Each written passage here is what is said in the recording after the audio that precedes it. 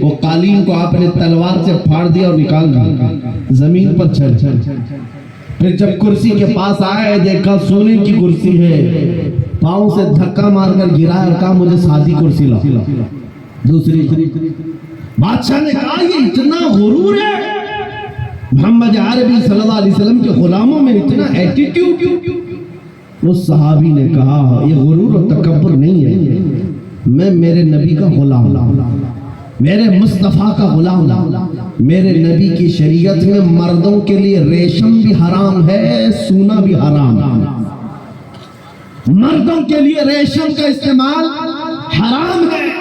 اور سونے کا استعمال گولڈ کا استعمال حرام ہے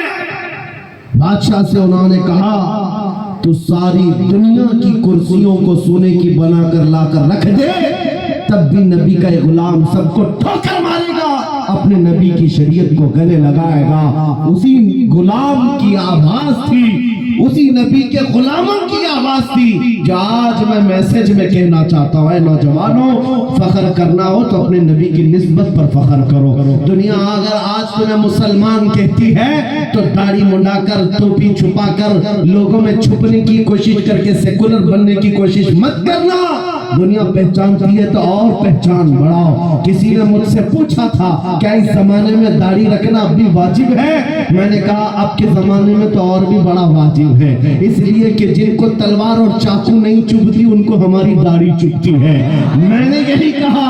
اے نوجوان لوگوں کو چوٹی رکھنے میں شرم نہیں آتی مجھے نبی کی داڑھی رکھنے میں کیوں شرم آئے گی اگر لوگ ننگا گھوم کر فخر کر سکتے ہیں میں میرے نبی کے اخلاق پر فخر کیوں نہیں کر سکتا دنیا کو اگر حق ہے فیشن کرنے کا مجھے میرے نبی کی اداؤں پر فخر کرنے کا کیوں نہیں حق ہے بس نوجوانوں خطا ہم سے ہوئی ہے ہم ان ننگوں کے پیچھے بھاگنے لگ گئے اللہ نے ہماری عزت و وقار کو ختم کر دیا نوجوانوں دنیا اگر تم سے پوچھتی ہے تمہارے پرکھوں کا نام بتاؤ تمہارے بڑوں کا نام بتاؤ ہمارے بڑے تو بادشاہ تھے ہمارے بڑے تو فلاں تھے تم اپنے پرکھوں میں اپنے باپ داداؤں کا نہیں بلکہ یوں کہو میرے پرکھوں میں جو نام آتا ہے وہ خالد بن ولید کا ہے میرے پرکھوں میں جو نام آتا ہے وہ صلاح الدین ایوبی کا ہے وہ شہاب الدین غوری کا ہے اس لیے کہ یہ وہ نام ہے جو عظمت مصطفیٰ کے پرچم لہراتے تھے نبی کی غلامی میں عزت ڈھونڈتے تھے ایک وقت تھا جب یہودی اور عیسائی مائیں رات کو اپنے بچوں کو تھپک کر سلاتی تھی یہ کہتے ہوئے بچے سو جا ورنہ صلاح الدین آ جائے گا نبی کے غلاموں کی ہیبت ایسی تھی وہ اس لیے تھی کہ انہوں نے اپنے بل بوتے اپنی طاقت پر عزت نہیں کمائی میرے نبی کی نسبت میں عزت کمائی تھی آج بھی ایک ہی حل ہے ہمارے پاس واپس آ جاؤ اس پوائنٹ پر اس نقطے پر جہاں میرے مصطفیٰ نے ہمیں چھوڑا تھا حضور نے صحابہ کو جہاں چھوڑا اس نقطے پر آ جاؤ ادھر ادھر کی بات نہ کرو ہماری بیماریاں ہماری خرابیاں ہمارے خرافات ہماری بے حیائیاں ہماری پستی ہمارا بیکورڈ ہونا سب کا ایک ہی حل ہے ایک ہی علاج ہے کہ محمد سے وفات میں تو ہم کہہ رہے ہیں یہ جہاں چیز ہے کیا لاہ قلم تیرے نعرہ تکبیر نعرہ رسالت مسلک اعلی حضرت بستی بستی قریہ قریہ تاج الشریعہ تاج الشریعہ ساگر علم کا دریا تاج الشریعہ سگے طیبہ سب کہہ کے پکارے بے دم وارثی نے یہ دعا کیا تھا یا رسول اللہ ساری دنیا مجھے مدینے کا کتا کہہ کر پکارے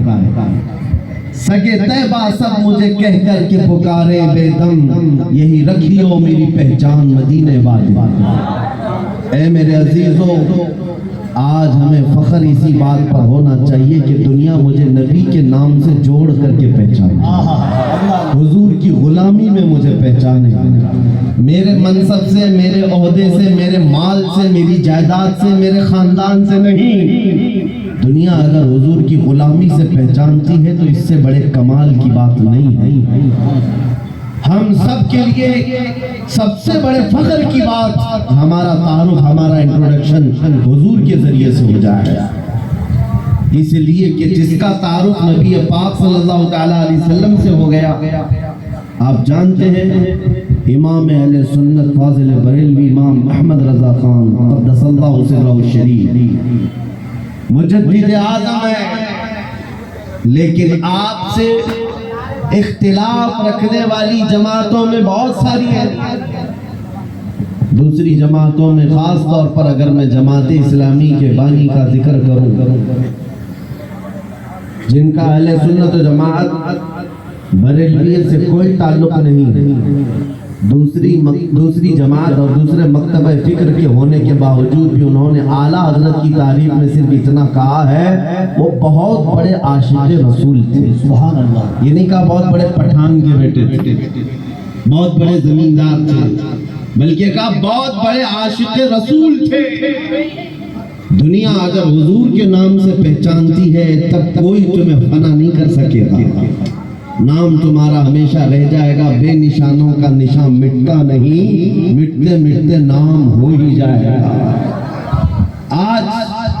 اعلیٰ حضرت ہر جگہ کیوں کیا جاتا ہے؟ اس کی وجہ یہ ہے زندگی بھر اعلیٰ حضرت نے اپنے خاندان کے قصیدے نہیں پڑھے، جب اعلیٰ حضرت نے قلم اٹھایا ہے تو بارگاہ مصطفیٰ کی مدح سرائی کی ہے، جب قلم اٹھایا ہے میرے آقا کی شان میں لکھا سرور کہوں کہ مالک و مولا کہوں تجھے، باغ خلیل کا گل زیبا کہوں تجھے۔ 100 سال گزر جانے کے بعد بھی ان کے کلام پڑھنے سے مرجھائے ہوئے دلوں میں زندگی آ جاتی ہے، یہاں مرجھائی ہوئی کلیاں کھل جاتی ہیں۔ اعلیٰ حضرت کا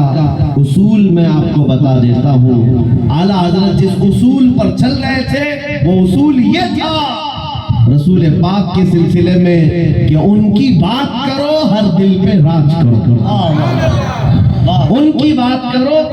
ہر دل پہ راج کرو۔ یہ بہت عظیم فارمولہ میں آپ کو بتا رہا ہوں، حضور کی بات کرو پھر دیکھنا دنیا تمہیں کبھی فراموش نہیں کرتی، اور نہ ہی تمہارے مقام و منصب کو کوئی دوسرا دھکا لگا سکے گا۔ حضور کی بات کرو۔ آج ہمارے درمیان اختلافات نے جو جنم لیا ہے اس کی ایک اصل وجہ یہ بھی نظر آتی ہے کہ ہم اصل کو چھوڑ کر فرع میں لگ گئے، ہم جگہ جگہ چھوٹی چھوٹی جماعتیں بنا کر چھوٹے چھوٹے حلقے بنا کر اس کے پرچار میں لگ گئے، جبکہ ہمیں چاہیے کہ ہماری ساری انرجی بادشاہ اعظم کی تعریف میں خرچ ہو، حضور اکرم صلی اللہ تعالیٰ علیہ وسلم کے لیے وقف ہو جاؤ۔ اس لیے کہ اعلیٰ حضرت امام اہل سنت کو ہم نے دیکھا، پوری زندگی دیکھو، آپ سے کسی نے پوچھا